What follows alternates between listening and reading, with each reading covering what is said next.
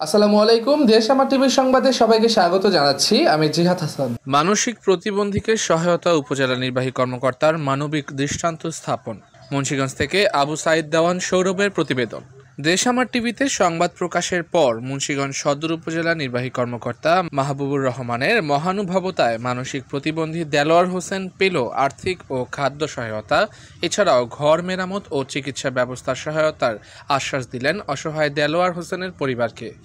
গত 2 সপ্তাহে আগে স্থানীয় ও কয়েকটি সংবাদ মাধ্যমের পঞ্চসার ইউনিয়নের 5 নং ওয়ার্ডের মানসিক প্রতিবন্ধী দেলোয়ার হোসেনের শিকল পরা 26 বছরের অমানবিক জীবন শিরোনামে সংবাদ প্রকাশ হয়।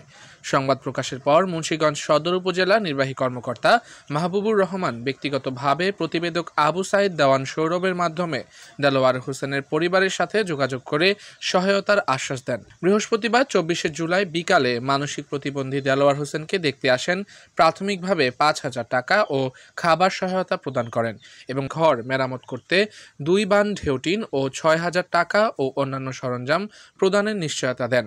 সেই সাথে চিকিৎসার ব্যবস্থা করার আশ্বাস দেন। এলাকাবাসী মুন্সিগঞ্জ সদর উপজেলা নির্বাহী কর্মকর্তা মাহবুবুর রহমানের মহানুভবতার প্রশংসা করে। দেলোয়ার হোসেনের ভাই রহমান জানান, উপজেলা নির্বাহী কর্মকর্তা মাহবুবুর রহমান সাহেবের উপকার আমরা কখনো ভুলব না।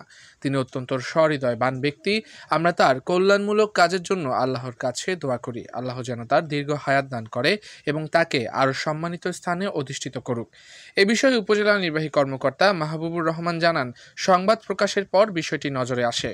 আমি আমার সাধ্যমতো সহায়তা করেছি। আগামীতে ও মানব কল্যাণে এমন সহায়তা অব্যাহত থাকবে। এ সময় উপস্থিত ছিলেন সাংবাদিক আবু সাইদ দেওয়ান সৌরভ, মাহবুব আলম জয়, সমাজকর্মী মহিউদ্দিন লিটন, পঞ্চসার ইউনিয়নের 5 নং ওয়ার্ডের মেম্বার মামুন, মিরকাদিম পৌরসভার কর্মকর্তা কর্মচারী এছাড়াও এলাকার গণ্যমান্য ব্যক্তি। আবু সাইদ দেওয়ান সৌরভ, দেশ আমার টিভি, মুন্সিগঞ্জ।